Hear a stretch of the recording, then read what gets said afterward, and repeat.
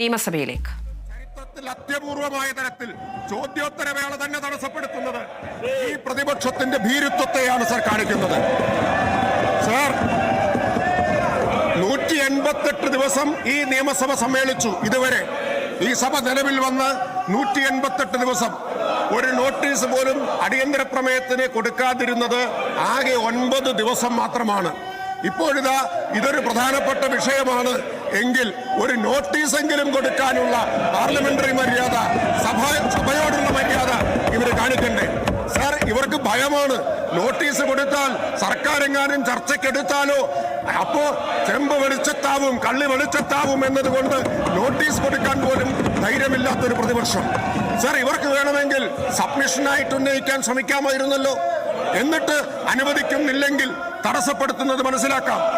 ഒരു ശ്രമം, നടപടിക്രമം അനുസരിച്ചൊരു ശ്രമം നടത്താതെ നേരെ രാവിലെ നേരത്തെ തയ്യാറാക്കി വെച്ചൊരു ബാനറുമായി, നേരത്തെ ബാനറും തയ്യാറാക്കി വെച്ചിരിക്കുകയാണ്, മുൻകൂട്ടി തയ്യാറാക്കിയ തിരക്കഥയാണ്.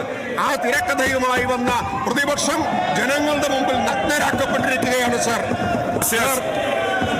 വസ്തുതകൾ പുറത്തു വരുമെന്ന ഭയമാണ് ഇവർക്കുള്ളത്.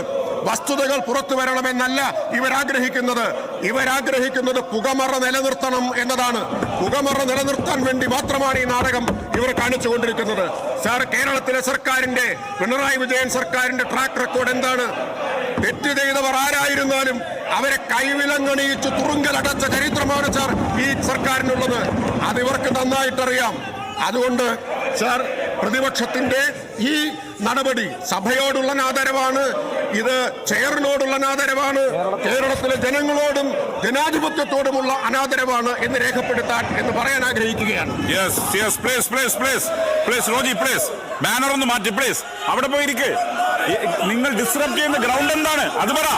On what ground? എന്ത് ഗ്രൗണ്ടിലാണ് ഡിസ്റപ്റ്റ് ചെയ്യുന്നത് അത് പറ. ഡിസ്റപ്റ്റ് ചെയ്യുന്ന ഗ്രൗണ്ട് എന്താ? നിങ്ങൾ എഴുതി തന്നോ? നിങ്ങൾ എഴുതി തന്ന നോട്ടീസ് നൽകിയോ? ഒരു നോട്ടീസ് നൽകിയിട്ടില്ല.